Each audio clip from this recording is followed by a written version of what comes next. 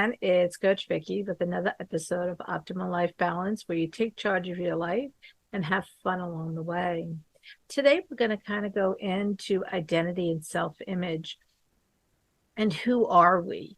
Who are we as identity, as well as who are we just as a person to it? Most people identify themselves as when somebody says, who are you, what you do, or what about who are you think on there, we all go with, we go with our gender, our age, our schooling, our job, our what we do as hobbies, who our family is, where we live, what we drive, you know, all of that we put to as our identity. And though that is our identity in the external world or externally, that is not our identity of who we are inside. For me, I'm in my identity is I'm a child of God. I'm one of his daughter of him.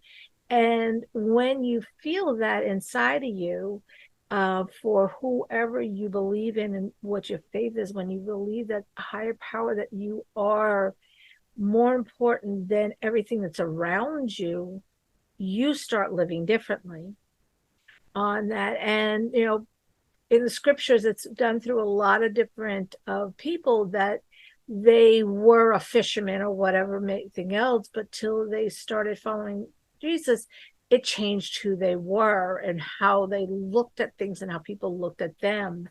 So when people say, what are you or who are you or identify yourself, instead of going with the outside worldly things, let's start looking inside and what are our core values? What do we stand for? Who do we stand for? When we're starting to work on this new person that we want to be, are we looking at comparing ourselves to everybody else and everything else out there? Or are we looking at ourselves inside and what we really want to be our identity, who we want people to say we are? Do we want them to say we're that famous person who wrote that music? Or do we want to say they're that person who was caring and put God first or would help people out? So who do you want to be? Who do you want the world to remember you by? Who do you want your family and your kids to remember you to be?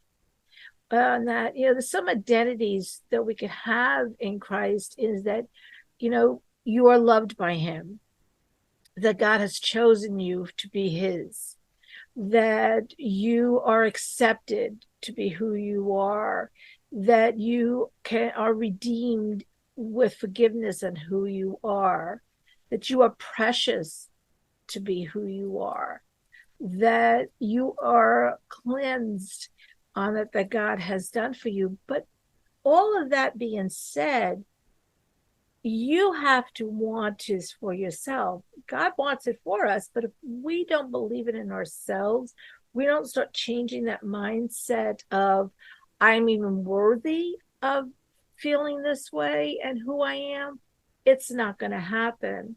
So when we start thinking of it, we got to empower ourselves to start believing on who we really want to be. What identity do we want? What is the image we want others to perceive us by? But really, what is the image we want ourselves to see when we look in the mirror? Who do we want to look at in that mirror and say, I am this type of a person?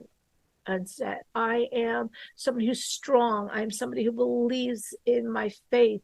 I'm somebody who will stand by my values and not let others persuade me on that. I may be pursuing a career, but I am pursuing it with the passion that I'm supposed to through God for it. Now, because all of that being said is who you are. When you are doing something, then God doesn't say you can't make money, you can't be famous, or you can't have things. But the purpose of it is, are you doing it for pride or self? Or are you doing it to provide and help? So that's the difference of when you figure out which identity do you want and how do I start living my life for it. Now, I'm working on it and it's continually going to be a job. But when you start looking at it differently, you're going to start feeling differently. You're going to start holding yourself differently. And you're going to start realizing that life is really precious and you are really somebody special to help others or to give back. God put you here for a reason. We talked about purposes last week. So this is helping when you find your identity inside and your values and your esteem, you're finding your purpose at the same time. Realizing that through God you are blessed and how blessed we are every day when we sometimes don't even realize it. Do you know the things that God has said that's humbled to you? Are you perhaps important about the most truth, knowing the identity and your worth? There's a quote I'm going to go read here. God says, let us make mankind in the image and our likeness. So God created mankind in his image. In the image of God, he created them, male and female. He created them. That's Genesis 1:26 and 27. He created us in his image to have an image of self-worth and self, to but not be selfish, but to realize that we are here for a reason and to start pursuing what that reason can truly be.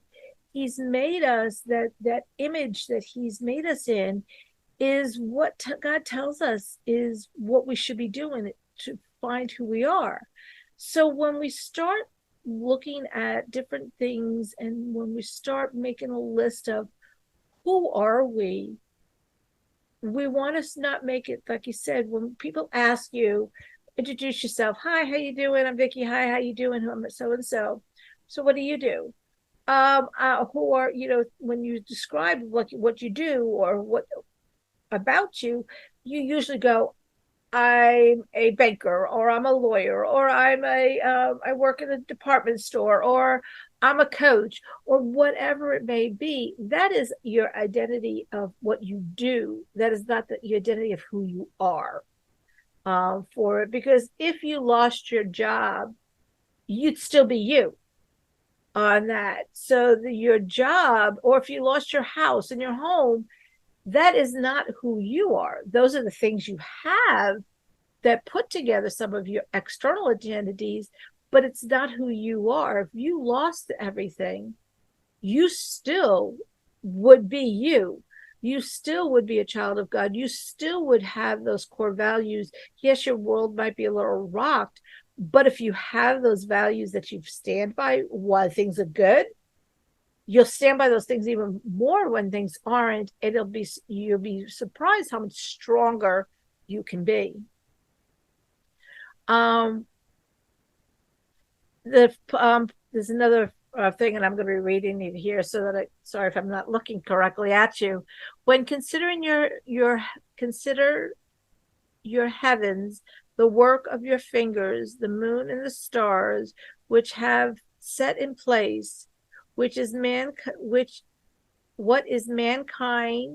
what is the mindful of the human to be cared for. You are made with little lower than an angel, and the crown of the glory of and honor. That's Psalms 8, 3 and 5 on there. So when you think of it, God has put us into that we are worthy of it. But the thing is we have to start believing it. And how do you start believing that you're worthy of it? Well, the first thing I did my thing was I used to always put myself down. I would cut people off if they was talking to me, saying something about me or introducing myself, and I'd put myself down or make fun of myself or whatever, because my worthiness of core value to myself was not there. And I felt when I could take control of it, that was how I found out, control of the situation.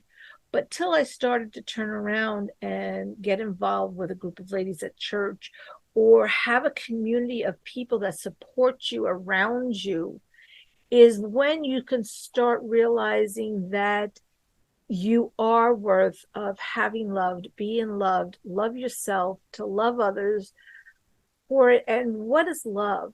Into the point of love is God. But love is just to be there for somebody, to want to help somebody and be there. So imagine that God can understand three different aspects in your view when you're imagining this. The substantial view, referring to essentials of the abilities or stabilities within you, within people. Considering that what your culture is, your mind, you're on for it. The relationship view on there, and the functional view, your purpose and your actions and the other your relations. So what's outside your relations and what your purpose is. When we start really breaking it down like that and start trying to living where we think we should be, but living where we want to be. And if we're not where we want to be yet, is starting to just take the steps. But um, when we have such a goal that's not as much of a tangible goal, sometimes it's hard. It's not like you want to lose weight and you see the numbers down on the scale, or you want to save money and you see the bank account, the numbers go down, and your debt, and you're saving money, and or your bank account going up.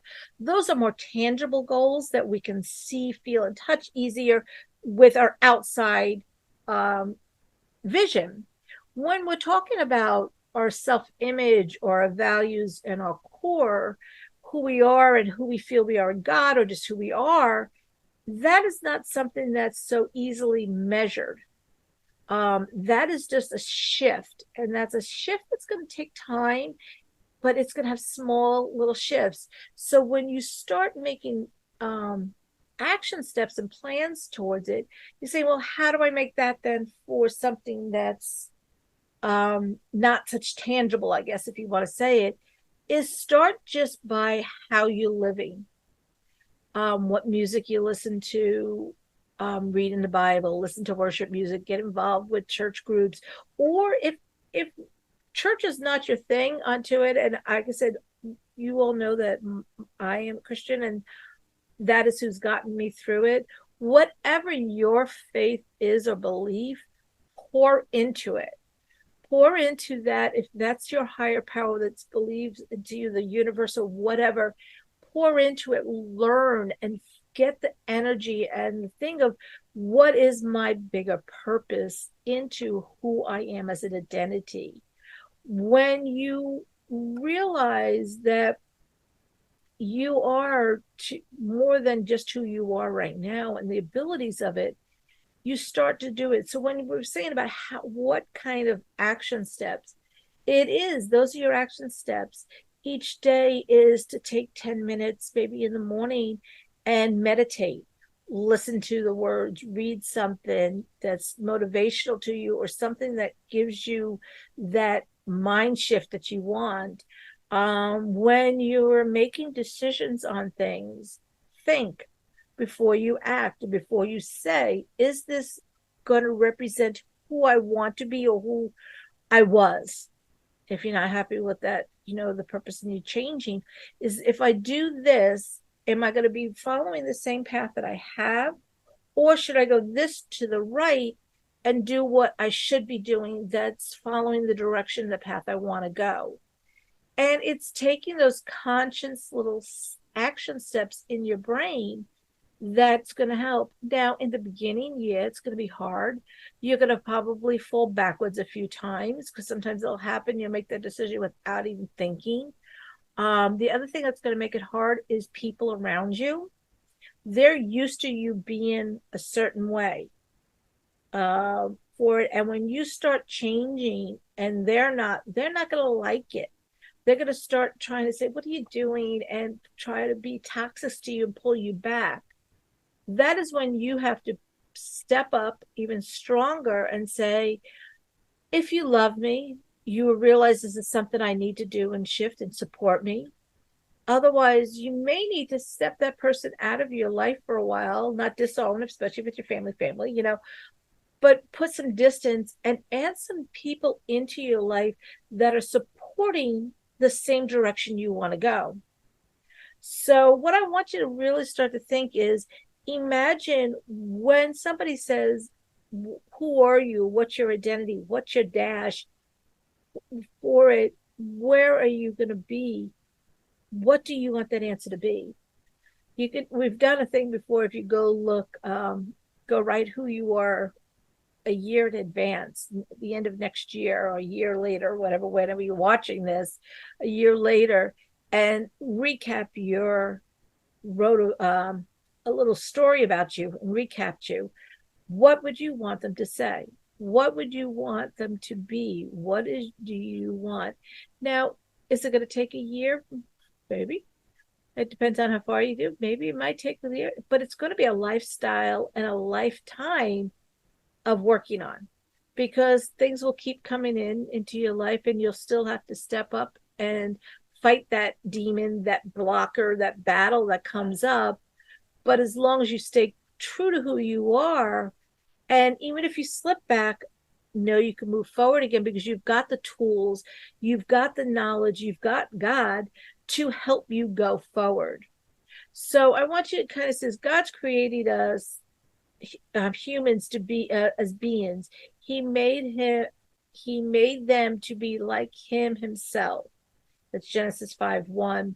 So God is perfect. No one is going to be perfect like him, but we can strive to please him and be as perfect as we can on that. You're never going to be, I guess, perfection is not the thing is but working towards being as best as we can be.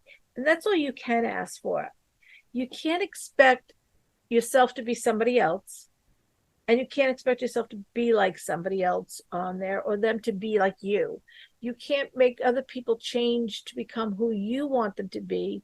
They have to decide, when is it time to find out who my core identity is and my self-image. And if I'm ready to make that change, if I don't like who I see in the mirror, then that is when you get that we call a healthy level of disgust, that you're saying, okay, I really just don't want this anymore. I know there's more for me.